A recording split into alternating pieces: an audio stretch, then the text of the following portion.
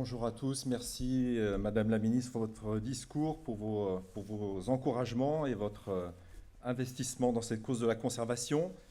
Nous allons passer à la session suivante que nous avons voulu dédier à la préparation de la COP15 biodiversité.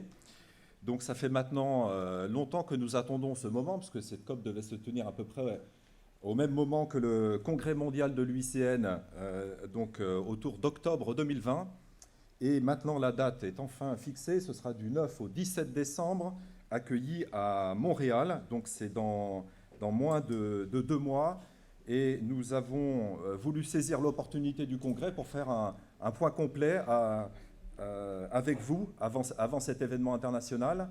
Donc, qui sera le renouvellement en fait, de la stratégie mondiale pour la biodiversité par tous les États signataires et les États partis à la Convention sur la diversité biologique. Donc, nous aurons, pour cette session, nous avons le plaisir d'accueillir Madame l'ambassadrice à l'environnement, Sylvie Lemay, que j'invite à me rejoindre sur scène, qui nous fera un point justement sur ces négociations internationales.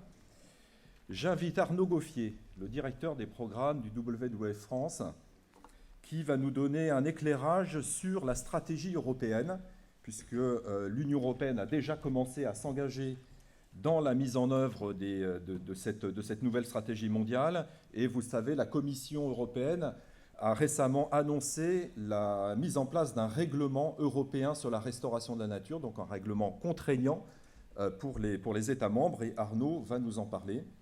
Nous avons voulu aussi donner un angle méditerranéen sur cette mobilisation mondiale, et donc j'invite Jean Jalbert, notre vice-président et directeur général de la Tour du Valat, à me rejoindre également. Et enfin, un angle national, la ministre en a déjà parlé, mais Olivier Thibault, directeur de l'eau et de la biodiversité au ministère de la Transition écologique, va nous en dire plus et nous présenter quelles sont les actions qui vont être prochainement mises en place. Voilà, donc j'ouvre cette session avec l'intervention de Sylvie. Donc, Sylvie, je t'invite à... Oui, tu peux rester là ou comme tu veux. Allez, vas-y, on va mieux te voir au pupitre.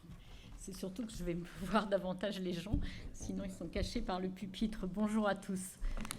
Et je voulais saluer la ministre, mais qui, je crois, nous a quittés. Et en tout cas, je salue tous les membres de l'UICN et merci de l'invitation et bravo pour effectivement ce congrès. Et donc, je vais vous parler du cadre international mondial pour la biodiversité. Je pense que n'est pas trop besoin ici, dans cette salle, de vous en rappeler les raisons et le besoin d'avoir un cadre international.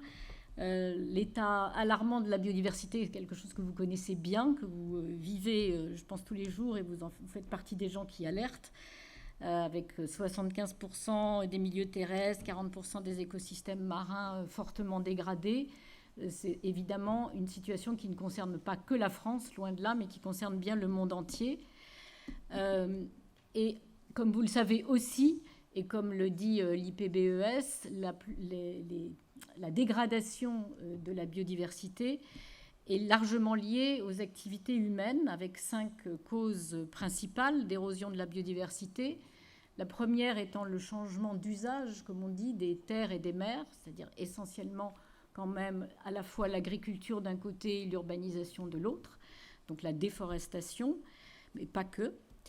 La surexploitation des espèces sauvages et singulièrement, évidemment, à travers la pêche, comme vous le savez, le changement climatique, les pollutions d'origine chimique et les espèces exotiques envahissantes qui sont une cause qui est croissante de dégradation, de perte de la biodiversité. Donc face à tout ce constat qui existait déjà d'ailleurs il y a 12 ans lorsque ont été négociés les objectifs dits d'Aichi, objectifs d'Aichi qui ont posé un cadre pour les 10 ans à venir qui était une sorte d'ensemble d'objectifs pour la communauté internationale. Ce cadre de 10 ans est venu à échéance en 2020, et donc il s'agissait de le renégocier en 2020 pour les 10 années suivantes. Covid aidant, malheureusement, il n'y a pas pu avoir de vraies négociations entre 2020 et 2022. Donc les négociations en présentiel ont repris en 2022. Nous avons eu 2 sessions de négociation, l'une à Genève en mars, l'autre à Nairobi en juin. Et enfin, la dernière session de négociation se tiendra à Montréal au mois de décembre. Je vous remercie d'avance pour les fourrures polaires que vous pourrez m'envoyer. Alors, le cadre mondial, à quoi ressemble-t-il ?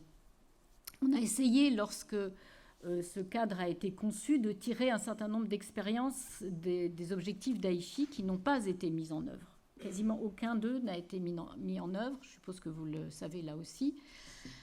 Et essentiellement parce qu'au fond, il n'y avait pas de mécanisme d'accompagnement. C'est-à-dire qu'on s'est contenté de mettre des cibles, qui étaient très bien faites d'ailleurs, mais au fond, on n'a pas dit comment tout ça allait être mis en œuvre, on n'a pas mis en place un mécanisme de reporting, et il n'y a pas eu nécessairement un accompagnement financier, en tout cas au moment où Aichi a été signé. Donc là, on essaye de négocier tout en même temps, avec une mission globale qui vise en 2030 à stopper et même inverser la perte de biodiversité à l'échelle mondiale. C'est une mission assez ambitieuse. Pour l'instant, c'est ce que nous portons au niveau français et au niveau européen. Ce n'est pas du tout une mission qui est encore inscrite dans le marbre, puisqu'il y a pas mal de pays qui estiment qu'inverser la perte de biodiversité à l'échelle mondiale n'est pas réaliste en 8 ans. Et donc, pour l'instant, en tout cas, c'est en débat. Alors, ce que nous essayons de mettre dans le texte, c'est au fond 3 choses importantes. La première chose, ce sont effectivement des cibles clés, comme celle d'Aichi, ambitieuses. Et ça, c'est ce que portent à la fois la France et l'Union européenne, puisqu'il va falloir, en 8 ans, au fond, atteindre cet état où on aura au moins stoppé la perte de la biodiversité et être parti sur une pente positive. Alors, je vous en cite quelques-unes qui sont un peu emblématiques, celles auxquelles on tient particulièrement, mais en réalité, elles sont toutes importantes, puisque toutes adressent les sujets, les raisons de la dégradation de la biodiversité. Donc la première, la ministre l'a citée, c'est le 30-30, c'est 30% des terres et des mers protégées sur l'ensemble de la planète. Une deuxième qui nous paraît très importante, c'est la restauration à une hauteur significative de tous les écosystèmes qui sont dégradés, parce que sans restauration, on n'aura de toute façon pas de protection à hauteur de 30% des terres. C'est la planification qui permettrait de préserver les écosystèmes qui sont encore intacts, en particulier les forêts, sur 100% de la planète. Donc on espère que la planification spatiale pourra être mise en œuvre sur 100% des territoires de la planète. C'est la réduction des pollutions, à la fois plastiques, mais vous savez qu'il y a un traité qui est en cours de négociation, donc c'est là qu'au fond ça se traitera de façon plus concrète, mais c'est aussi la pollution à travers les engrais et les pesticides, donc avec une diminution d'un montant significatif. Nous portons un montant d'au moins 50%. Et pour l'instant, c'est évidemment sujet à discussion et ça n'est pas adopté en l'état. C'est une augmentation très sensible des pratiques agricoles qui seraient en harmonie avec la nature, donc agroécologie ou équivalent. Là aussi, un objectif qui n'est pas du tout partagé, on va dire, au-delà de l'Union européenne, difficile à faire passer. Et enfin, c'est l'intégration du secteur privé, de façon générale, l'intégration par le secteur privé du sujet de la biodiversité. Alors, je suis sûre que je ne fais pas justice, il suffit d'en choisir 5 pour se dire, tiens, mais il y en a au fond 5 autres que j'aurais dû citer. Il y a des sujets très importants comme le traitement ensemble, enfin la convergence entre le changement climatique et la biodiversité, avec la mise en œuvre de ce qu'on appelle les solutions fondées sur la nature, qui soient donc respectueuses de la biodiversité lorsqu'on traite du climat, etc., etc. Donc ça, c'est un ensemble de cibles clés qui soient suffisamment ambitieuses et suffisamment robustes avec des chiffres, ce qu'on espère, le plus possible. Deuxièmement, ces cibles doivent être mesurables, et ça aussi, c'est ce qu'on n'avait pas fait à Aichi, c'est-à-dire qu'on ait des indicateurs clés pour chacune des cibles en question. C'est assez impressionnant de voir que c'est un domaine dans lequel, allez, pour être simple, on patine encore, on va le dire comme ça.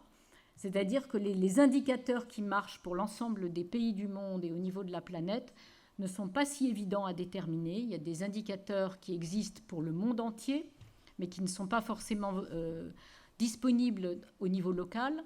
Et il y a des indicateurs qui sont valables au niveau local, mais qui n'ont pas d'équivalent au niveau international.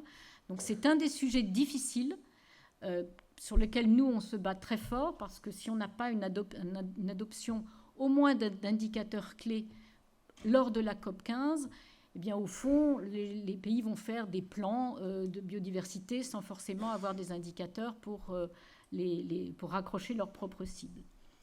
Enfin, le troisième point sur lequel ça nous paraît très important de se battre, c'est que ce cadre comporte des moyens de mise en œuvre assez clairs. Les moyens de mise en œuvre, c'est un mécanisme de planification et de rapportage, avec une possibilité de faire un bilan à mi-parcours, qu'on n'attende pas 8 ans pour s'apercevoir qu'on n'y est pas arrivé, ou au contraire qu'on y est arrivé, ce qui serait tout de même une très bonne nouvelle. En tout cas, un mécanisme précis qui ressemble un peu à celui de l'accord de Paris. C'est vrai qu'on ne va pas forcément réinventer les choses, qui consiste effectivement à faire un reporting, puis à faire un bilan, puis à redemander de nouveaux plans dotés de cibles qui doivent correspondre aux cibles qui sont négociées dans l'accord international. Et puis, évidemment, des moyens financiers. La ministre en a parlé tout à l'heure. La France a été vraiment particulièrement à la manœuvre sur le sujet du financement. Et ça comporte plusieurs éléments, le financement. Le premier élément, qui est quelque chose que vous connaissez si vous avez lu et pratiqué l'accord de Paris, c'est l'alignement des flux financiers. C'est un des points essentiels. Ce n'est pas la peine d'aller mettre des milliards dans un fonds nouveau si on ne commence pas par diminuer les subventions néfastes et si on ne commence pas par intégrer la biodiversité dans la plupart des choix d'investissement, qu'ils soient publics ou privés. Donc c'est ce qu'on appelle l'alignement, c'est-à-dire une mise en conformité des flux financiers avec le cadre tel qu'il est voté, puisque au fond le cadre constitue l'encadrement mondial de la biodiversité. La deuxième chose, c'est évidemment l'augmentation des aides publiques vers les pays du Sud, en particulier ceux qui sont les plus vulnérables. De ce point de vue-là, la France, là aussi, a agi de façon extrêmement déterminée, a fait preuve de leadership. D'une part, en augmentant sa contribution au Fonds pour l'environnement mondial, le FEM, comme vous le savez, qui désormais totalise plus de 5,2 milliards de dollars. C'est une augmentation de 40% de la contribution française. La contribution ne fait pas 5,2, c'est l'ensemble. Et avec 60% du Fonds pour l'environnement mondial, pour la première fois, qu'il y aura des co-bénéfices biodiversité. Donc ça devient vraiment le fonds biodiversité, le mécanisme de financement de la biodiversité, en tout cas multilatéral. Un engagement en France de l'AFD de doubler les financements en faveur de la biodiversité dès 2025. On aura 1 milliard par an dédié à la biodiversité pour les pays du Sud. Et enfin, on a œuvré pendant toute la PFUE à faire en sorte que les autres pays donateurs prennent ces engagements-là. Alors, je suis très heureuse de vous annoncer, si vous ne l'avez pas suivi, qu'effectivement, lors de l'Assemblée générale des Nations unies qui a eu lieu il y a 2 semaines, l'Allemagne a annoncé aussi doubler sa contribution. Donc, l'Allemagne ayant une contribution supérieure, ça fait donc une contribution d'1,5 milliard par an, ce qui est significatif. Et enfin, la Commission européenne avait aussi précédemment annoncé un doublement de ces fonds biodiversité. Ce sont des chiffres très importants. Il faut savoir que pour la Convention sur la biodiversité, les États-Unis ne font pas partie de cette Convention sur la biodiversité. Ils n'ont jamais ratifié la Convention sur la biodiversité et de facto, du coup, ne sont pas contributeurs à l'ensemble des aides nord-sud sur ce sujet-là. Donc ça laisse l'Europe vraiment en position, je dirais, un peu première et très très majoritaire, en tout cas dans le financement de la biodiversité internationale, avec d'autres pays comme le Japon, comme la Suisse et la Norvège, qui aussi, et le Canada j'espère, qui viennent contribuer, et le Royaume-Uni, qui ne fait effectivement plus partie de l'Europe. Donc voilà pour ce que nous avons fait. Un autre point important sur lequel nous nous sommes aussi mobilisés énormément, c'est le fait d'avoir les banques publiques de développement, les banques multilatérales comme la Banque mondiale, la Banque africaine de développement, la Banque interaméricaine de développement, voire faire en sorte que ces banques contribuent aussi à la biodiversité. Aujourd'hui, c'est assez étonnant. Mais autant elles font un reporting et elles ont des engagements en matière climatique, autant il n'existe rien en matière biodiversité, ce qui est tout de même un peu affligeant. Et donc, elles se sont engagées sous la pression de la plupart des pays du Nord à la COP 26 à Glasgow à faire ça, c'est-à-dire ce reporting en matière de biodiversité, et à s'engager. Nous avons, avec l'Allemagne, œuvré pour qu'il y ait une déclaration des pays du G7 en juin incitant les banques multilatérales à le faire.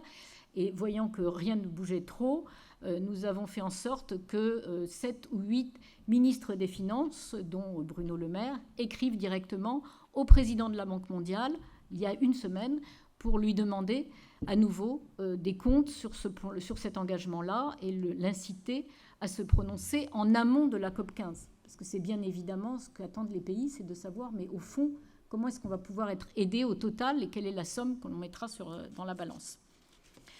Donc voilà tout ce que nous avons fait. Alors aujourd'hui, la négociation, je dois vous dire, est très difficile, honnêtement. C'est une de ces négociations internationales extrêmement compliquées, qui n'est pas gagnée. J'espère que nous la gagnerons, mais ça n'est pas gagné, pour plusieurs raisons. 4 raisons principales. La première, c'est évidemment la situation internationale, la guerre en Ukraine, la tension sur les prix, en particulier alimentaires. Tout ça n'incite pas les gens à avoir beaucoup d'ambition, en particulier sur tous les sujets agricoles, etc. Le rôle de la Chine, qui est présidente de cette COP, mais qui est bloquée en Chine à cause du Covid. Donc ça ne facilite pas les choses. Peu de mobilisation, au fond, à part la France, qui a toujours été très mobilisée, mais pas beaucoup de pays mobilisés. Et enfin, une faible ambition, il ne faut pas se le cacher, d'un certain nombre de pays qui ont, je ne citerai pas, mais que vous connaîtrez, qui ont envie de continuer à déforester tranquillement, y compris de grands bassins dans les parties tropicales d'Amérique du Sud, et qui n'ont pas du tout envie d'avoir un objectif ambitieux et d'avoir quelque chose qui fonctionne pour l'ensemble du monde, et donc qui mettent évidemment des bâtons dans les roues aux négociateurs. Voilà, donc tout ça pour vous dire que d'ici Montréal, eh bien, il reste encore 2 mois. Ce dont on a besoin, c'est de mobilisation politique et de mobilisation de la société civile au sens large, je pense, d'ici là, parce qu'il faut aujourd'hui que ce sujet soit porté au plus haut niveau. Il y a un moment où les négociateurs font ce qu'ils peuvent, mais il faut qu'il y ait une vraie volonté politique affichée. C'est ce à quoi nous œuvrons, la ministre l'a indiqué, et c'est évidemment quelque chose qu'il faut essayer d'emmener, je dirais, pour l'ensemble du monde. Et c'est ce à quoi nous nous attacherons en essayant en particulier lors de la COP 27, donc la COP climat, avoir une journée particulière sur la biodiversité qui nous permette d'avoir, je l'espère, une rencontre des ministres qui n'ont pas pu véritablement se rencontrer jusque-là et donc initier cette dynamique qui devrait aboutir à Montréal. Voilà, donc je nous souhaite collectivement bonne chance pour cette nouvelle étape et je remercie l'UICN de m'avoir donné la possibilité de vous l'expliquer. Merci. Merci beaucoup, Sylvie.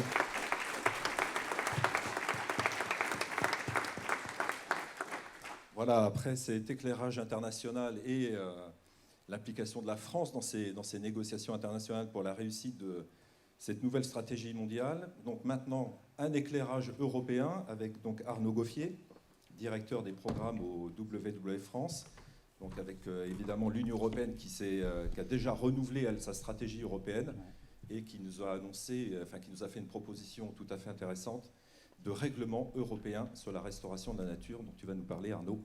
La parole est à toi. Merci. Tu as juste à dire diapo suivante. D'accord, que tu veux et ça tourne, ok. J'ai Voilà. quelques diapositives. Bon. Je vais essayer de ne pas vous assommer avec des règlements européens et l'état de l'art sur la stratégie européenne biodiversité. De toute façon, je pense qu'il y a des gens qui sont beaucoup plus experts que moi dans la salle sur ce sujet, donc c'est pas l'idée de faire un tour exhaustif. Bon, simplement, Madame l'ambassadrice l'a bien mentionné, on n'est pas dans un contexte simple, hein, et d'ailleurs à ce propos, je ne pourrais pas être avec vous cet après-midi puisque c'est une semaine d'actualité aussi pour le WWF, vu qu'on sort notre rapport Planète Vivante cette semaine, jeudi, qui va dresser encore un constat assez alarmant de l'état de la biodiversité au niveau mondial. Donc ce serait bien qu'on ait un bel accord quand même à la fin de l'année, mais on voit que c'est pas gagné. Au niveau européen, cependant, les choses bougent un peu. Derrière, on a des textes intéressants qui arrivent. On a cette stratégie européenne pour la biodiversité 2030 qui est sortie. Bon, une nouvelle stratégie, vous me direz. Vous avez à l'écran l'état de l'art des stratégies précédentes, 2010, stratégie UE 2010, avec un objectif enrayer la perte de biodiversité, la diminution de la biodiversité à l'horizon 2010 dans l'Union européenne. On connaît tous le résultat. Une nouvelle stratégie 2011-2020 qui a été évaluée aussi assez récemment et qui montre même une dégradation de l'état de la biodiversité, en particulier dans les milieux agricoles. Et donc on arrive maintenant avec une nouvelle stratégie biodiversité au niveau européen qui, si on la regarde un peu, si on regarde le passé, présente les mêmes problèmes un peu que notre stratégie nationale biodiversité pour la France, c'est-à-dire peu de moyens quand même financiers. Et derrière, un portage politique qui n'est pas toujours au rendez-vous. Parce qu'on touche à des questions complexes, on touche aussi à des cadres européens et des règlements européens qui sont difficiles à faire bouger. Un seul exemple qu'on a mis là, la PAC. Si on touche à la PAC dans un sens ou dans un autre, on sait très bien qu'on va avoir un impact positif ou négatif très très fort sur la biodiversité au niveau européen. Et donc on est un peu coincé dans ce sujet-là. Le contenu au niveau de cette stratégie, heureusement, c'est aligné avec ce qu'on porte au niveau du cadre international, au niveau du cadre global. Donc 30% d'aires protégées au niveau européen, dont 10% de protection forte. Une volonté aussi de modifier les modes de production, en particulier les modes de production agricole. La PAC, alors c'est une stratégie qui est sortie avant la fin des négociations sur la PAC. On s'aperçoit que les PSN, les plans stratégiques nationaux, en tout cas pour ce qui concerne celui de la France, sont loin d'être alignés avec cette ambition-là, malheureusement. On a toujours ne serait-ce que pour les pesticides, on a toujours notre objectif Ecophyto 2025 qui vise à réduire de 50% les pesticides d'ici 2025. Je rappelle juste que c'est un objectif du Grenelle 2009 qui initialement était prévu pour 2018. Voilà. Là, on a repoussé à 2025 et on sait très bien qu'à 2025, ça va être très, très compliqué. Donc, on a quand même des gros blocs comme la PAC, des monstres en termes de réglementation européenne qui constituent toujours une part du budget extrêmement important de l'UE et qu'on a beaucoup de mal à faire bouger. Donc, on peut se dire quelle chance de succès pour une telle stratégie, pour une nouvelle stratégie, si on n'arrive pas à faire bouger la PAC. On a quand même, dans ce constat un peu noir, quelques sujets de réjouissance et quelques textes intéressants qui arrivent, en particulier la législation sur la déforestation importée, qui est vraiment une première au niveau européen et au niveau mondial. Le Parlement l'a même renforcé en incluant notamment les écosystèmes non forestiers dans le scope de cette réglementation. On va voir ce qu'il en advient en trilogue, mais en tout cas, si on arrivait à garder le même niveau d'ambition, ce serait réellement une première et une excellente nouvelle pour les écosystèmes, en particulier du bassin amazonien et d'Asie du Sud-Est, pour lutter contre la déforestation importée en Europe. L'Europe, c'est 16% de la déforestation mondiale liée à ses importations. Donc on est deuxième derrière la Chine, mais c'est absolument pas négligeable. Et derrière, ça mettrait vraiment un coup d'accélérateur sur la protection de ces écosystèmes. Et puis aussi sur notre souveraineté, notamment en matière de protéines végétales. Et la nouvelle venue, la législation, le projet de règlement sur la restauration des écosystèmes qui est sorti en juin. Alors, diapositive suivante, s'il vous plaît. Donc je vais faire un petit zoom sur celui-là. C'est un règlement éminemment complexe parce qu'il touche à énormément de réglementations européennes. Directive Habitat, la PAC, Directive Oiseaux, il y a énormément de choses potentiellement qui peuvent être impactées. C'est un règlement qui répond à 3 enjeux majeurs. Ça a été souligné par Madame l'ambassadrice. Stopper la perte de biodiversité et inverser la courbe à l'horizon 2030. Ça peut aider à la neutralité carbone via notamment l'utilisation des solutions basées sur la nature qui permettent à la fois de restaurer la biodiversité mais aussi de stocker du carbone. Et puis l'adaptation au changement climatique, un exemple un poncif mais qui fonctionne toujours, les zones humides, qui répondent à ces 3 objectifs en fait. Ce sont des zones extrêmement riches en biodiversité qui stockent du carbone et qui en plus sont favorables à l'adaptation. Donc c'est pour nous, WWF, pour les ONG qui travaillent dessus, c'est vraiment une opportunité majeure ce texte, qui permet de coupler les enjeux climat-biodiversité. C'est un texte aujourd'hui extrêmement ambitieux. Ça ne va pas être simple au niveau du Conseil et avec les discussions au sein des États membres. Mais en tout cas, c'est un texte qui a un réel pouvoir transformateur si on arrive à le faire passer et s'il va jusqu'au bout. Donc voilà. Et simplement pour préciser que, je fais un petit saut en arrière, mais ce texte répond à un des 3 objectifs permettant d'inverser la courbe de biodiversité à l'horizon 2030. Ça a été dit, vous savez que protéger les écosystèmes, créer un réseau d'air protégé, c'est bien, mais ce n'est pas suffisant. Restaurer, c'est bien, mais ce n'est pas suffisant. Il faut aussi transformer nos modes de production, nos modes de consommation. Je parlais de la PAC tout à l'heure, c'est l'exemple typique. Donc c'est uniquement en couplant ces 3 mesures, l'initiative Bending the Curve, qui montre qu'on peut remonter la courbe de biodiversité après 2030 jusqu'à atteindre des niveaux satisfaisants à l'horizon 2050, montre bien ça. Il faut mixer la protection, la restauration et la transformation. Et de ce point de vue-là, la stratégie européenne et les réglementations européennes sont intéressantes du point de vue de la protection, 30%, 10%, intéressantes du point de vue de la restauration avec ce règlement. Il nous manque toujours quand même une réelle ambition sur la transformation de nos modes de production et de nos modes de consommation au niveau européen. Le contexte en Ukraine est en train de changer la donne et va peut-être nous amener vers de la sobriété à marche forcée, mais je ne suis pas sûr que c'est au pied du mur qu'on réagisse le mieux. Slide suivante, s'il vous plaît. Alors, dans ce projet de texte, je vais être rapide, mais qu'est-ce qu'on a dans ce projet de règlement ? On a un objectif général qui est d'avoir mis en œuvre des mesures de restauration sur 20% des terres à l'horizon 2030 et sur 100% des écosystèmes dégradés à l'horizon 2050. Je vous ai dit, les cibles sont larges, notamment les cibles couvertes par la directive Habitat, la directive Oiseaux, la directive Habitat marin aussi. On a aussi tout un tas d'écosystèmes qui ne sont pas couverts par ces directives, mais qui sont quand même visés par ce projet de restauration, avec un principe général de non-détérioration. Je vous ai mis en vert, c'est un point important, les écosystèmes qui bénéficient d'objectifs en termes de surface dans ce règlement, dans ce projet de règlement. Tout le reste, ce sont des objectifs de moyens. Et ça, c'est un point crucial. Je pense qu'on peut même passer à la slide suivante pour pas trop s'apesantir sur celle-là. Un des points cruciaux de ce règlement de restauration, pour nous, organisation de préservation de l'environnement, ça va être de demander réellement des objectifs surfaciques, d'avoir des surfaces qu'on puisse mesurer, qui ont été restaurées et sur lesquelles on a mis en place des mesures de restauration. Et pas, je cite un exemple, par exemple comptabiliser la baisse des pesticides liés à des mesures de la PAC comme une mesure de restauration. Ce ne sont pas des mesures de restauration, très clairement. Les restaurations, on les mesure en termes de surface, puisque c'est un projet de règlement qui vise à améliorer l'état des écosystèmes de manière générale. Après, évidemment, les populations d'oiseaux, on mesurera les bénéfices derrière en cascade qui en découlent. C'est un objectif qui répond à une question d'urgence, évidemment. Il nous reste à peu près une décennie pour agir, pour atteindre nos objectifs à l'horizon 2030. On sait que la restauration des écosystèmes, c'est un sujet compliqué. Ça se réfléchit aussi sur du temps long. Restaurer une tourbière qui a mis des centaines, voire des milliers d'années à se former, ça ne se fait pas en 2-3 ans. Donc on est sur du temps long, voire très long. Et donc il faut éviter à tout prix de reporter l'effort. On est très très très fort pour ça, tant au niveau européen qu'au niveau français.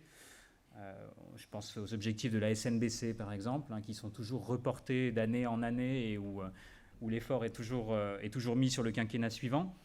Là, l'idée, c'est à tout prix, soyons au niveau à l'horizon 2030, avec déjà un objectif des points de passage en 2030 de 30% en 2030 et de 60% en 2040 pour la mise en œuvre des mesures. Ça ne veut dire pas qu'on veut 60% de terres restaurées à l'horizon 2040, ça veut dire qu'on veut 60% de mise en œuvre, puisqu'on sait que ça va prendre énormément de temps, encore une fois. Donc là, il est absolument urgent d'agir. Les mesures surfaciques, je vous en ai parlé, c'est un sujet important. Il nous faut être en capacité de mesurer l'état des écosystèmes et la restauration du point de vue des surfaces. C'est un peu la même chose sur les cours d'eau. Les cours d'eau, on a un objectif aujourd'hui qui est de quelques milliers de kilomètres de cours d'eau restaurés.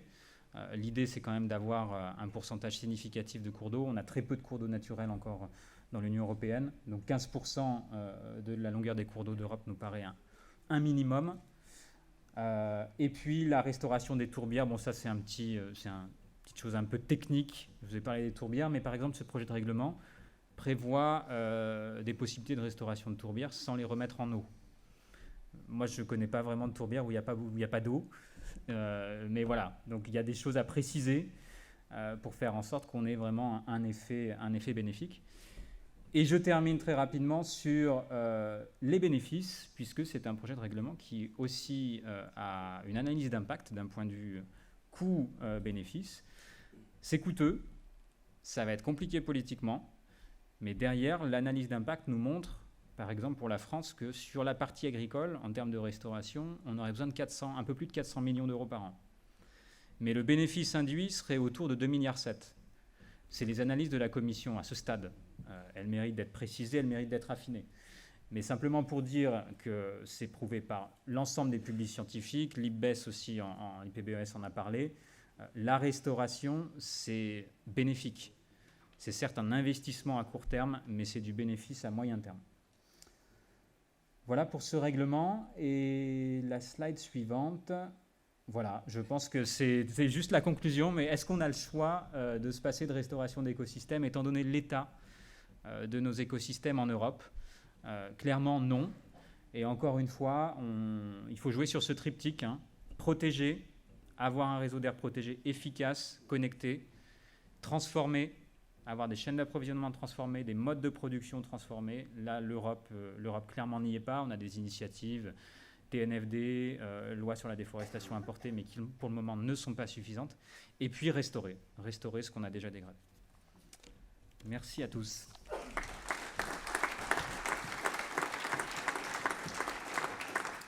Merci beaucoup Arnaud pour cet éclairage européen. Et j'invite maintenant Jean Jalbert, donc directeur général de la Tour du Valat et vice-président du comité français, pour nous donner un éclairage sur la région méditerranéenne dans le contexte de cette nouvelle stratégie mondiale et identifier les besoins de conservation spécifiques à cette région, un des 36 points chauds de la biodiversité mondiale, qui a bien besoin de conservation et de restauration également. Absolument, merci Sébastien. Voilà, donc un petit zoom régional dans cette stratégie mondiale pour, d'abord, avant de parler des perspectives, me parler de l'état des lieux. Donc ce bassin méditerranéen, c'est une région singulière de cette planète, et notamment du point de vue de ces pressions, et notamment c'est un triple point chaud, point chaud tout d'abord de la pression humaine, puisque on le sait tous, c'est un des berceaux de la civilisation, avec une présence humaine historique qui a su, au fil des millénaires, évoluer en s'adaptant aux ressources naturelles. Sauf que cette relation a subi un découplage il y a environ un peu plus d'un siècle, où cette population humaine s'est désynchronisée de la capacité des ressources naturelles à la supporter, et donc une croissance démographique tout à fait importante, avec notamment des pressions extrêmement fortes sur tous les écosystèmes, mais singulièrement sur les littoraux, et notamment renforcée par le fait qu'au-delà de la population méditerranéenne elle-même, cette région est la première destination touristique mondiale, avec une pression sans précédent. C'est également un point chaud du changement climatique. Après l'Arctique, c'est la région la plus affectée par le changement climatique, avec un réchauffement environ 20% supérieur à la moyenne mondiale, des températures qui pourraient aller à plus 3 ou plus 5 degrés à la fin de ce siècle, et une hausse du niveau marin à peu près dans la moyenne, voire un peu supérieure à la moyenne mondiale, mais du fait que c'est une mer sans marée, on a des infrastructures qui ont été construites au plus près de la côte et donc qui seront très affectées par la moindre hausse du niveau marin. Et enfin, et c'est notre sujet, c'est un point chaud également de biodiversité. C'est une région à la confluence de 3 continents, donc avec beaucoup d'îles, de montagnes, une biodiversité extraordinaire, un taux d'endémisme unique sur la planète, et avec cette relation, encore une fois, une coévolution entre l'homme et la biodiversité, et qui, malgré cette pression humaine extrêmement forte, a encore aujourd'hui une biodiversité absolument extraordinaire, mais extrêmement menacée, avec 95% des habitats naturels qui aujourd'hui ont été dégradés ou détruits dans ce bassin méditerranéen. Suivante, s'il vous plaît. Pour mesurer cette biodiversité, eh bien, Arnaud en a parlé, notamment l'indice Planète Vivante, que le WWF a sorti avec ZSL à Londres il y a un certain nombre d'années. On a appliqué cet indice à l'échelle du bassin méditerranéen en prenant comme point de départ 92, le sommet de la Terre à Rio, et pour voir si, donc, depuis ces conventions, biodiversité, climat, désertification, est-ce que ça a eu un impact. On a traité plus de 80 000 jeux de données, presque 800 espèces en Méditerranée, tous biomes confondus, et le résultat, c'est celui-ci. On voit que, eh bien, hélas, comme partout ailleurs, ces conventions, ces engagements internationaux n'ont pas eu un impact colossal. Alors peut-être qu'ils ont freiné la perte, mais toujours est-il qu'on a perdu 20% en 23 ans simplement, entre 1993 et 2016, 20% de la taille des populations de vertébrés, donc a diminué de 20%, un cinquième de cette population. Et on voit que pour le milieu marin, c'est pire. On a perdu plus de la moitié de la taille des populations des milieux marins, des espèces marines en Méditerranée. Pour les milieux aquatiques, eh bien, c'est 28%. Et lorsqu'on regarde juste les espèces endémiques à la Méditerranée, les vertébrés endémiques, c'est 37%. Donc on est en train de perdre à une vitesse colossale ce patrimoine spécifique pour lequel on a une responsabilité particulière. La suivante. Ça a été évoqué, cette imbrication intime climat-biodiversité, et ces 2 crises, et la crise climatique qui vient ajouter encore des pressions à la crise de la biodiversité. Vous avez sur ce camailleux de rose-rouge, en fait, le nombre d'espèces d'espèces InCO2 aux zones humides du bassin méditerranéen qui sont menacées d'extinction par le changement climatique. Donc c'est la pression supplémentaire du changement climatique sur ces espèces. Et vous voyez que certaines régions, comme la péninsule ibérique, les Balkans, le Proche-Orient, ont une responsabilité toute particulière. La France est un peu plus épargnée, mais vous voyez quand même que, notamment dans l'arc alpin, on a un certain nombre d'espèces qui sont menacées par ces changements climatiques, risque d'extinction. Et tous les points bleus correspondent aux zones qui sont des sites d'hivernage des oiseaux d'eau, où on recueille chaque année plus de 50 000 oiseaux d'eau, et on voit que 95% de ces zones dans le bassin méditerranéen sont côtières, et donc sont menacées, dans un terme assez bref, par la hausse du niveau marin. Et donc ça veut dire que des oiseaux qui pourraient être protégés par ailleurs n'auraient plus les sites d'accueil pour accomplir leur cycle de vie. Voilà, donc j'en reste là sur le constat, et maintenant on voit le constat est sombre, comme le reste de la planète, peut-être un peu plus, du fait de la pression humaine. La question maintenant, c'est que faire et comment investir ce cadre international qui nous est offert. La suivante, s'il vous plaît. Et donc j'ai repris, alors parmi les 4 objectifs, 21 cibles, j'en ai pris quelques-unes, mais pour d'une part reprendre vos propos, c'est-à-dire qu'on voit bien que ce cadre est important, mais visiblement l'ambition, il va falloir la pousser. Visiblement, on peut se questionner sur la pertinence de certaines cibles ou de certains indicateurs, la façon de mesurer les progrès. Aujourd'hui, il y a encore beaucoup de travail. Néanmoins, voilà, juste pour illustrer en Méditerranée, sur certaines cibles, il nous semble qu'il y a vraiment une priorité absolue. Celle de la restauration, bien sûr, au moins 20% des écosystèmes dégradés.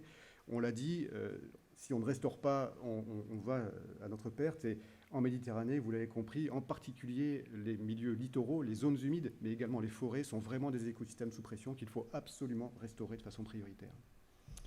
Cette cible de au moins 30% d'aires protégées, bien entendu, et notamment dans le sud et l'est de la Méditerranée, on est loin d'être à cet objectif-là. Donc il y a un renforcement fort dans cette dimension-là. Mais au-delà de la désignation d'aires protégées, comme dans beaucoup de pays, la question, c'est vraiment la question des moyens, des ressources, qui a été évoquée également, pour avoir des aires protégées qui soient effectivement gérées, qui aient une capacité de suivi et une capacité de police. Et là, on voit que dans beaucoup de pays, y compris des pays européens, on n'y est pas, et notamment dans le sud ou l'est de la Méditerranée, on n'y est absolument pas. La question des pollutions, ça a été dit, et bien sûr, vous le savez, le bassin méditerranéen est vraiment un concentré de ces menaces-là. C'est une mer fermée avec des fleuves et des villes côtières qui déversent des quantités énormes de pollution, plastique, autres polluants divers et variés. Donc c'est un enjeu critique, bien sûr, sur lequel ce nouveau cadre mondial doit apporter des réponses rapides et efficaces. Le deuxième objectif, qui est celui de l'utilisation de la biodiversité et donc les contributions de la nature au bien-être des hommes. Ça a été dit dans la présentation d'Arnaud, l'agriculture, effectivement, c'est le facteur clé. Il va falloir vraiment qu'on aborde de façon ambitieuse et forte. Ça va être compliqué, mais c'est bien sûr le premier facteur de pression en Méditerranée. Et il va falloir, et en plus en Méditerranée, on a une agriculture qui est très dépendante du climat, où en général on a besoin de beaucoup d'eau, on l'a vu cette année. Quand il faut faire des arbitrages, eh bien en général l'agriculture, peut-être pas parfois après le tourisme, mais en général avant, et en tout cas toujours avant les écosystèmes. Donc l'allocation de l'eau se fait au détriment des écosystèmes, donc il va falloir inventer une nouvelle forme d'agriculture résiliente, adaptée au climat, respectueuse des écosystèmes, et avec des espaces naturels dans la matrice agricole qui permettrait d'optimiser à la fois la productivité agricole et la contribution à la biodiversité. Les services de régulation également, ce sont des services qui ont été longtemps ignorés, en tout cas pas assez valorisés. Et là, il y a un vrai enjeu, hein, et on l'a vu cet été à la faveur de cette sécheresse et d'épisodes méditerranéens par ailleurs. Ces écosystèmes, et en particulier ces zones humides, ont une capacité extraordinaire, sous-valorisée, à pouvoir amortir ces chocs climatiques, à la fois absorber les crues ou les précipitations en excès, et relarguer cette eau pendant les périodes d'étiage ou de sécheresse. Donc c'est quelque chose qui est absolument critique, et tous les risques naturels associés à ça ont des réponses là-dessus. Ces solutions fondées sur la nature, c'est quelque chose qu'il faut qu'on mette en œuvre de façon absolument prioritaire. Le dernier objectif sur lequel je vous propose quelques éléments, c'est celui de la mise en œuvre. Ça a été cité par Madame l'ambassadrice. C'est absolument critique de ne pas rester à des incantations, mais à bien avoir des moyens et de déployer tout ça. L'intégration politique, bien sûr, est un élément critique, et en Méditerranée, on voit que c'est assez faible. Les législations nationales des pays méditerranéens sont en général assez bien faites, mais la mise en œuvre est tout à fait défaillante. Et on voit qu'aujourd'hui, la priorité environnementale des agendas politiques méditerranéens, et on est un peu dans le bas du tableau, au fond de l'agenda politique, et il y a une grande nécessité de faire remonter ça au niveau national, d'avoir des mécanismes internationaux de collaboration internationaux qui soient plus efficaces qu'aujourd'hui. On a un certain nombre de mécanismes, on en a même peut-être trop en Méditerranée.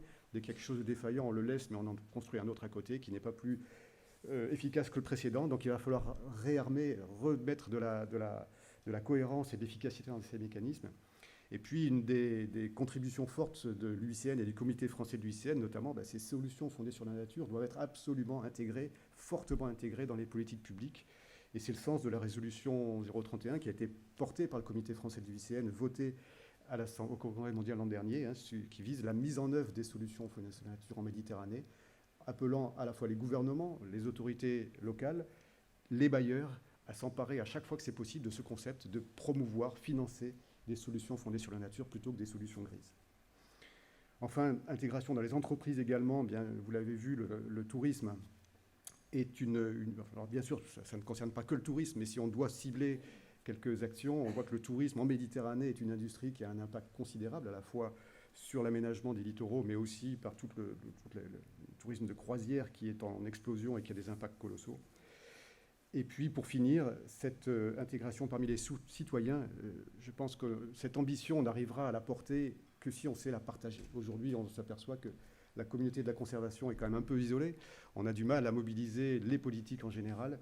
Et il nous semble que c'est que par la demande sociale, la pression sociale, c'est-à-dire d'avoir des citoyens engagés qui demandent à leurs élus de faire des efforts dans ce sens-là, qu'on y arrivera, en tout cas qu'on aura un effet de levier supplémentaire. Et donc, en Méditerranée, singulièrement, nous montons avec un certain nombre de partenaires des coalitions d'acteurs, notamment de la société civile, pour justement partager ces faits, partager la connaissance scientifique et pouvoir armer un discours, pouvoir mobiliser la société pour réclamer auprès de leurs décideurs, réclamer auprès des acteurs économiques une ambition qui aujourd'hui fait défaut. Donc voilà, c'est quelques cibles sur lesquelles en Méditerranée, mais je pense que, hélas, ça vaut à peu près dans les mêmes magnitudes un peu partout sur la planète, les éléments sur lesquels on attend que ce cadre mondial post-2020 affirme une ambition beaucoup plus forte qu'on peut l'avoir aujourd'hui.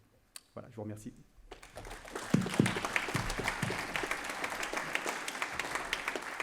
Merci beaucoup, Jean, pour cet éclairage, cette analyse, ces données. Et maintenant, Olivier Thibault, donc directeur de l'eau et de la biodiversité, pour le volet national, puisque la stratégie nationale pour la biodiversité est la réponse de la France à la Convention pour la diversité biologique et donc son nouveau cadre d'action post-2020 adopté en fin d'année. À toi, Olivier. Merci. Bonjour à tous. Alors, je suis très content d'avoir quelques minutes pour vous parler de la SNB et surtout d'intervenir après tous ces brillants panélistes, parce qu'en fait, la stratégie nationale de biodiversité, en quelques mots, vous prenez tout ce qui a été dit par nos brillants panélistes depuis ce matin, de Maud à la ministre, Eric Orsena et les panélistes là, et en fait, on met ça en paquet au niveau français, et ça nous donne le cadre de ce qu'on a envie de faire. Donc, cette stratégie de biodiversité, alors d'abord, il faut, et je tiens à le dire, on refuse d'être dépressif dans le système, parce que c'est sûr que si on prend strictement et uniquement les indicateurs tels qu'ils sont, je veux dire, ça fait 3 SNB qu'on dit qu'on va arrêter l'érosion de la biodiversité. Je crains que dans la 4e, on dise encore ça, et malgré ça, il y a urgence à agir, tout le monde l'a bien dit, il ne faut pas baisser les bras, et cette stratégie de biodiversité, il ne faut pas la prendre comme une fin en soi, mais comme un outil et un moyen de parler de la biodiversité, de parler des actions, de sensibiliser les gens et d'avancer. Bon, voilà, alors vous voyez, sur la diapositive qui est là, on a fait le choix en France de ne pas faire la SNB en un seul coup, et donc on a fait un premier volet à la fin du précédent mandat gouvernemental, et puis un deuxième volet qu'on va finaliser maintenant. Donc c'est en partie parce que la COP15 a retardé d'1 an, puis de 2 ans, puis enfin, on espère y arriver de manière ambitieuse cette fin d'année. Mais ce n'est pas que ça. Et je vais essayer très humblement de vous expliquer comment on a choisi cette action et comment on a fait. La première chose, sur le premier volet de la stratégie nationale de biodiversité, on n'a essayé pas de faire quelque chose qui descendait d'en haut et qui s'imposait à tout le monde, mais de partir des actions des territoires. Donc vous voyez, on a commencé par une consultation en ligne des territoires, donc les CRB, les élus, une consultation en ligne citoyenne. On a eu un certain nombre de propositions. Nous, ce qu'on en retire au niveau national, bon, on a quand même eu un certain nombre de choses, et juste pour analyser tout ça, ça nous a pris du temps, mais quand même, on peut se dire que collectivement, on n'est pas encore super bon sur le système, sur la sensibilisation, sur le partage, et on a encore du mal aujourd'hui à ce que nos concitoyens prennent la juste mesure de l'urgence et climatique et en termes de biodiversité. Alors c'est incroyablement mieux aujourd'hui qu'il y a 20 ans, mais il y a encore du chemin à faire. Et juste cette démarche participative nous a montré à quel point on a besoin de parler, d'informer, d'expliquer, de faire comprendre l'ensemble de ces enjeux. Alors c'est toujours facile quand on parle d'enjeux à l'autre bout du monde, un jour peut-être, et puis quand ça vient chez soi, c'est quand même toujours un peu plus difficile. On a fait des groupes de travail thématiques, on s'est appuyé sur les instances, toutes les instances, de manière, dans les débats au départ, puis de manière plus formelle, ce qui nous a permis d'avoir, et c'est sur la diapositive suivante, un premier volet de la SNB avec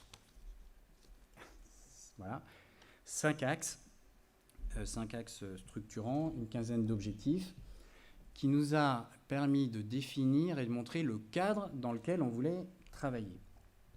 Alors, dans ces cadres, en fait, ça nous permet de regarder et d'aborder l'ensemble des domaines sur lesquels il est absolument indispensable de travailler et de façon différenciée. Donc, et là-dedans, ça renvoie vers des choses plus sectorielles qu'on peut avoir. Donc, dans l'axe 1, vous voyez, c'est les écosystèmes protégés, restaurés, résilients. Ça renvoie bien évidemment vers la stratégie nationale air protégée. Les 30%, alors ce n'est pas dont 10% de protection forte, c'est et 10% de protection forte.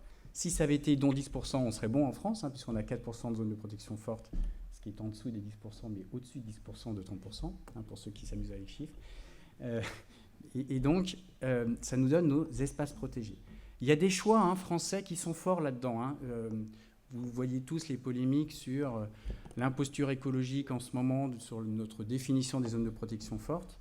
On fait le choix, et je le redis, c'est assumé aujourd'hui par le gouvernement, de dire qu'il doit y avoir des zones sous cloche, la vraie protection stricte, au sens des catégories 1A, 1B2 de l'UICN.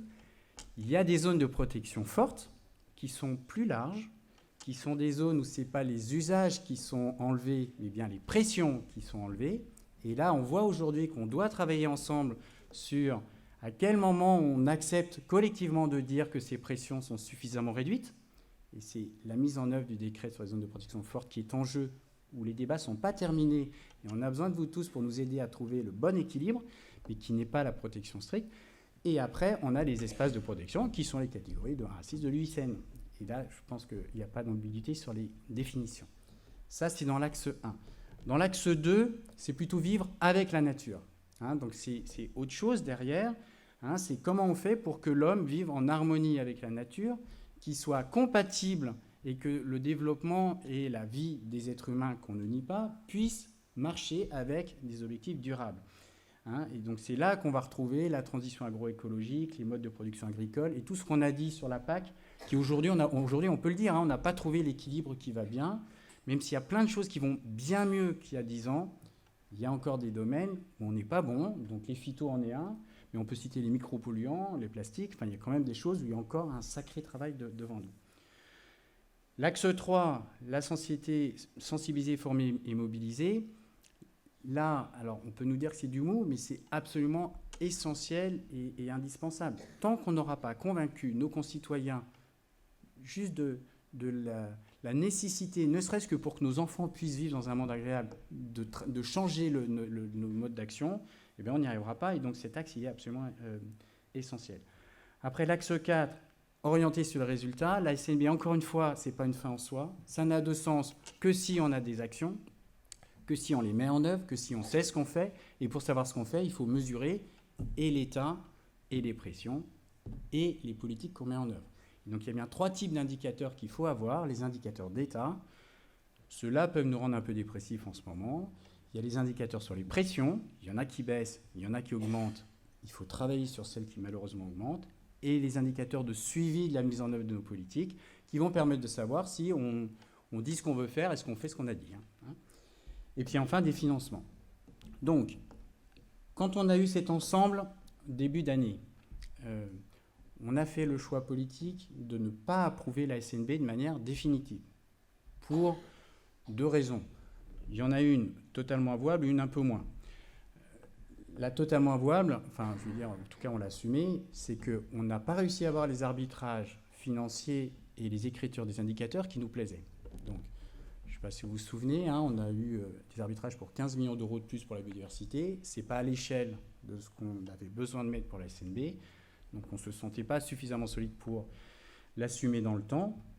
Et puis, il est un peu moins avouable, mais enfin, je vais vous le dire quand même, c'est quand même bien plus simple quand une stratégie est approuvée en début d'un mandat qu'en fin d'un mandat. Hein, parce que c'est plus facile pour les ministres de porter ce qu'ils ont mis en œuvre eux-mêmes sur la durée du mandat que ce qui a été fait lors du mandat précédent. Et donc c'est pour ça, et en même temps, on voulait absolument ne pas tout recommencer avec le nouveau mandat. Donc on a adopté un premier volet, et là maintenant, on va travailler sur le deuxième volet. Hein, et ce deuxième volet, il doit être sur la diapositive d'après. J'ai combien de minutes là? Je suis encore... 2. Bon, ça c'est juste pour dire les actions phares. Voilà, bon, c'est bon. Ça c'est les actions phares sur le premier volet, mais vous les connaissez par cœur. La ministre en a donné un certain nombre d'exemples. On va passer à la diapositive d'après. Ce qu'il faut faire pour adopter la stratégie nationale de la biodiversité maintenant. Premier point, le financement. Ça c'est quand même souvent et malheureusement le nerf de la guerre. Donc il y a des financements sectoriels et il y a des financements transversaux.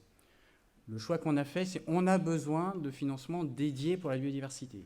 Ça, c'est le fonds vert, enfin une bonne partie du fonds vert. Alors, 1,5 milliard à l'envers 2 milliards, là-dedans, il y a plein de choses. Tout ça concourt plus ou moins à la biodiversité, mais dedans, il y a le fonds stratégie nationale de biodiversité, spécifique, indivisé, de 150 millions d'euros, hein, qui est vraiment centré là-dessus. Ce qu'on espérait avoir en fin d'année dernière, qu'on a cette année, pour peu que le Parlement nous le vote, bien sûr. Mais il y a d'autres choses, hein, le fonds restauration de la nature, le fonds friche, tout ça, ça concourt à la stratégie biodiversité. Donc, premier point crucial, le financement. Il y en a. Il y a des choses sur lesquelles on regrette de ne pas avoir été plus loin. Sur la PAC, ça a bougé un peu, mais pas assez. Mais il ne faut pas désespérer. On continuera à faire bouger le système progressivement. Après, il y a les cibles. On a besoin de vraies cibles. L'erreur, enfin, je ne veux pas jeter la pierre à mes prédécesseurs parce que c'était incroyablement difficile, mais ce qui manquait dans la SNB précédente, c'est des bons vrais indicateurs, des indicateurs de l'action menée, des indicateurs suivis de l'État. Aujourd'hui, on cherche à faire des indicateurs à plusieurs niveaux. Donc c'est ce qu'on travaille avec le muséum, avec l'OFB, les services. Il nous faut des indicateurs grand public. On a besoin des indicateurs simples, type du GIEC, sur la biodiversité, pour pouvoir faire la page du monde une fois de temps en temps, pour montrer ce qui bouge. Donc, Vous connaissez tous l'indicateur stock. Il faut sur les oiseaux de plaine, c'en est un qui marche pas mal. On a besoin de quelques indicateurs comme ça qui nous permettent de parler au grand public, qui montrent l'évolution de la biodiversité de façon simple, même si c'est imparfait. Donc ça, il y a un travail à faire vraiment grand public. Et après, il faut des indicateurs de mise en œuvre de la stratégie biodiversité pour montrer ce qui va et ce qui ne va pas, et pour donner les moyens pour nos ministres de corriger le tir, ou en tout cas de se pencher dessus. Et donc ça, c'est vraiment, je pense, le point le plus crucial dans ce qui nous reste à faire sur la stratégie nationale de biodiversité, c'est d'avoir des indicateurs qui vont nous permettre de challenger le système. Et après, on va mettre en tension les autres ministères pour que chaque ministère déroule une déclinaison de la stratégie nationale de biodiversité sur ses politiques sectorielles. Et c'est là qu'on verra si on est capable d'emmener l'ensemble des politiques sectorielles ou pas. Et donc, bien sûr, on espère qu'on va avoir un super accord ambitieux à la COP15 et qui nous permettra après de valider et d'amplifier le système.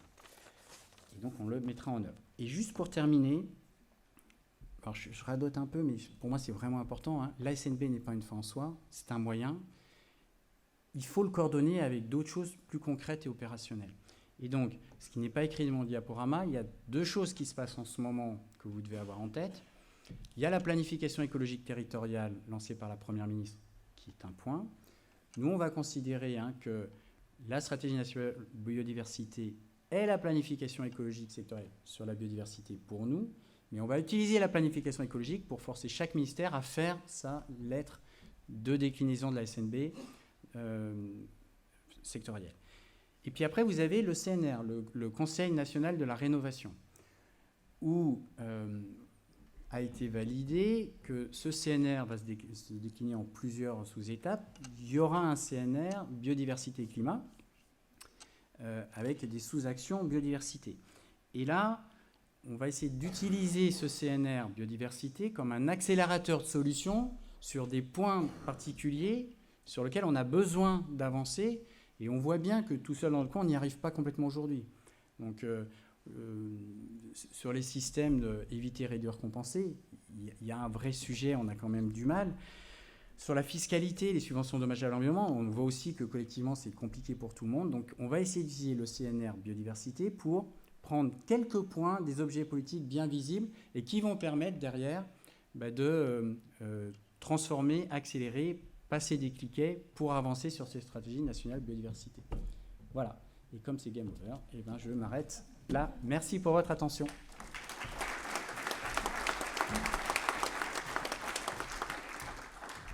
Merci beaucoup, Olivier, pour cet éclairage sur la SNB. Donc ça conclut cette première séquence qu'on avait voulu dédier à cette préparation de la COP15, en espérant que l'événement de 2 décembre soit un vrai succès. Donc nous comptons sur toi, Sylvie, pour mobiliser la France, les autres pays. La mobilisation évidemment de tous, au niveau européen, méditerranéen, au niveau national, pour la mise en œuvre des engagements. Alors, vous le savez aussi, on est à 2 mois de cette COP15, mais on est aussi quasiment 1 an après le congrès mondial de la nature de l'UICN à Marseille.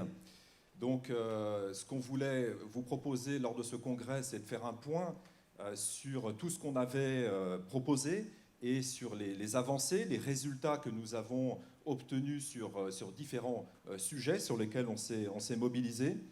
Donc, on vous a préparé, donc, vous l'avez vu dans le programme, des sessions thématiques qui permettront d'avoir des interventions spécifiques sur certains sujets et de voir où sont les résultats obtenus et quelles sont les perspectives d'action qui s'offrent à nous. Mais avant de se séparer en sessions parallèles, donc il y aura une première session qui se tiendra dans cette salle ici, c'est la salle Sangchi, c'est ça. Et ça, et à droite, la salle Macao. Et donc avant, juste un petit retour que je vous propose un retour sur le congrès mondial, le bilan du congrès mondial, pour que se remette en tête cette mobilisation que nous avons mise en place et les principaux résultats que nous avons obtenus. Donc vous voyez ici la grande salle des plénières dans le parc Chano à Marseille. Donc le congrès mondial était un succès en termes de participation. Donc je vous rappelle, on était quand même en pleine crise Covid. On a réussi à avoir donc 10 000 participants, 5 700 sur place, 4 700 en ligne. La grande nouveauté du Congrès mondial, ça avait commencé à être testé au précédent congrès à Hawaï, mais là, on avait une vraie formule d'invitation aussi du grand public sur les enjeux de conservation de la nature à travers les espaces Génération Nature qu'a mis en place l'Office français de la biodiversité avec le gouvernement. On a eu une cérémonie de haut niveau en présence du président de la République, de nombreuses personnalités.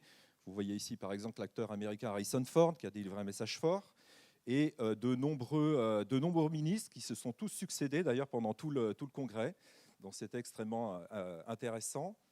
Ce congrès avec ses temps forts, l'Assemblée générale, je vais revenir dessus sur les principales décisions, le forum, ce grand espace de rencontres, de discussions, de partage de l'expertise, des solutions, des connaissances, et 4 sommets internationaux sur le premier jour du congrès, un dédié aux entreprises, aux collectivités locales, aux peuples autochtones et à la jeunesse. Diapo suivante. Donc le congrès a joué son rôle de force de proposition sur les grands enjeux de la biodiversité, fixer le cap, les priorités, proposer des actions concrètes. Donc 137 recommandations au total adoptées par l'Assemblée générale de l'UICN, 11 motions de gouvernance et une grande déclaration finale, le manifeste de Marseille. Alors ce manifeste de Marseille, il y a 3 points saillants.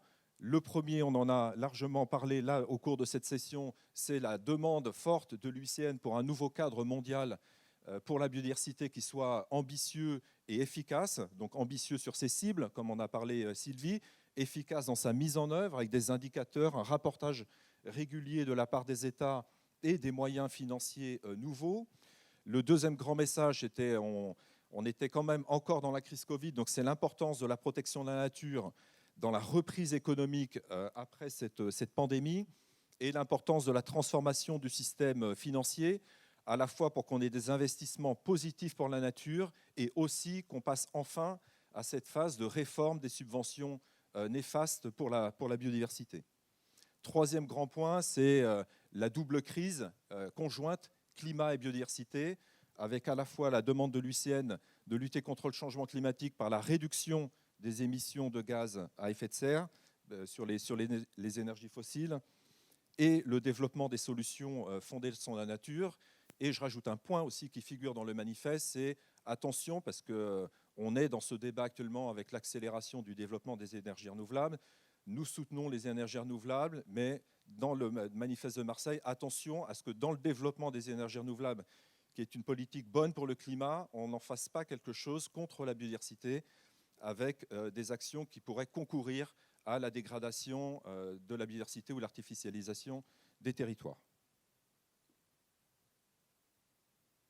Donc une forte mobilisation française, évidemment, que nous avons coordonnée au sein du comité français. Donc, vous avez vu les séances qu'on tenait juste avant pour échanger sur les points de négociation et les consignes de vote avant l'Assemblée générale. Nous avons eu l'un des 3 pavillons les plus fréquentés du Congrès mondial qui nous a permis de tenir de nombreux événements avec nos membres, avec nos experts, que des événements que nous avons co-organisés ensemble.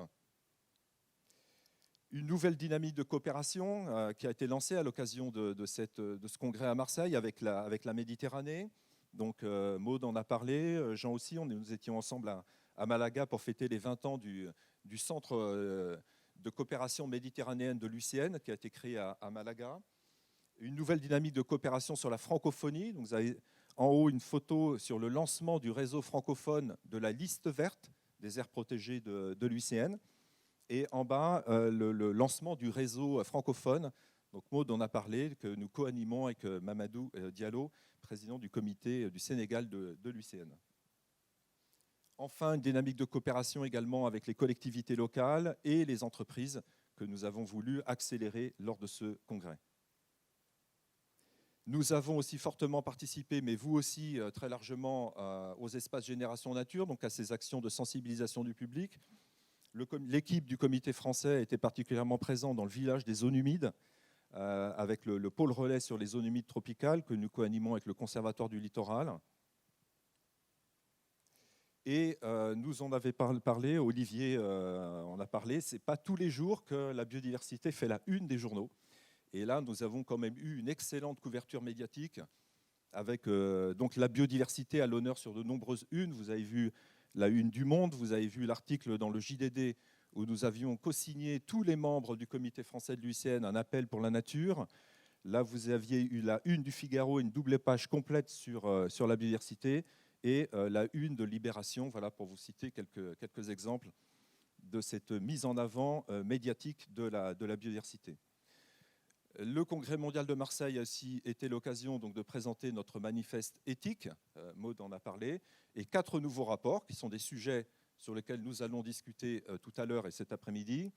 Un rapport sur les zones de protection forte en mer, un sujet qui nous mobilise, le tableau de bord sur les aires protégées, la carte des zones de haute naturalité pour savoir où sont les zones de haute naturalité en France et à l'inverse où sont les zones très artificialisées, et un rapport sur les solutions fondées sur la nature pour savoir comment est-ce qu'on peut efficacement, selon les critères du standard mondial de l'UICN, mettre en œuvre des projets efficaces de solutions fondées sur la nature en France.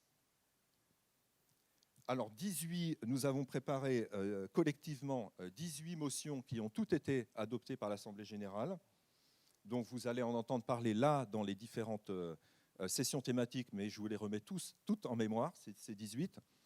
Donc, nous en avons une première série qui traite spécifiquement de la protection d'espèces ou d'écosystèmes menacés. Donc, c'est le cas de la protection des mammifères marins, la protection des grands singes, la protection des mangroves, forêts marécageuses, prairies et marais côtiers tropicaux, la protection des poissons herbivores pour la santé des récifs coralliens qui permettent de réguler le développement des algues, qui peuvent à terme recouvrir le récif et le faire dysfonctionner, et la protection des forêts anciennes en Europe.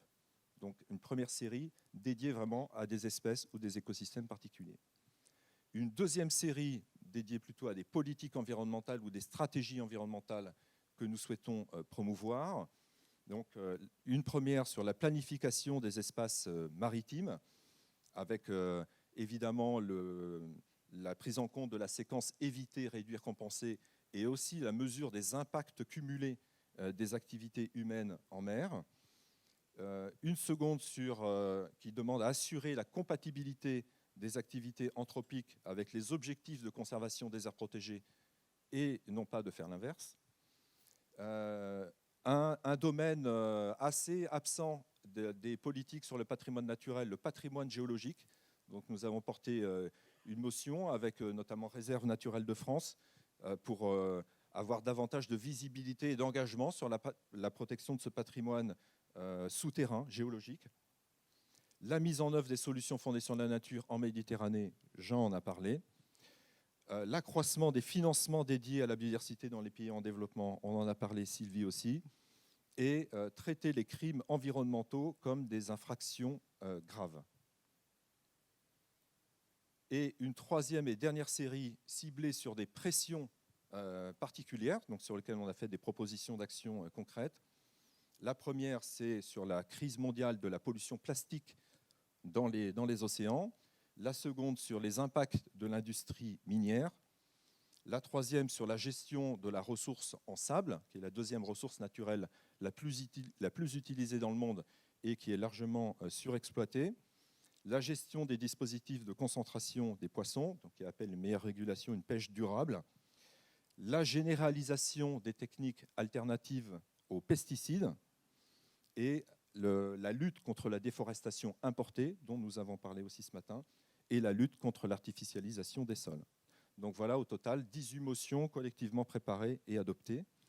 Et aussi des sujets sur lesquels, lors du congrès, le comité français, avec ses membres, ses experts, se sont particulièrement mobilisés. La motion proposée par le gouvernement français sur la promotion de l'approche « Une seule santé », One Health, et la reconnaissance du rôle de la préservation de la biodiversité pour prévenir l'apparition de nouvelles maladies émergentes.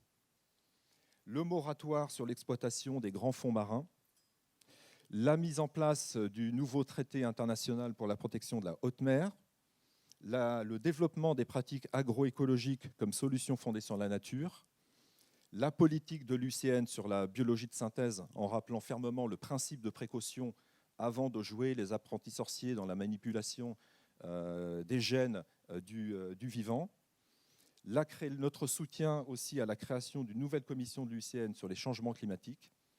Et enfin, notre victoire attendue depuis plus de 15 ans que nous avions portée, c'est l'adhésion des collectivités locales à l'UICN. Donc les collectivités locales sont maintenant une nouvelle catégorie de membres à part entière de l'UICN, et on a déjà 7 collectivités françaises qui ont adhéré au réseau mondial.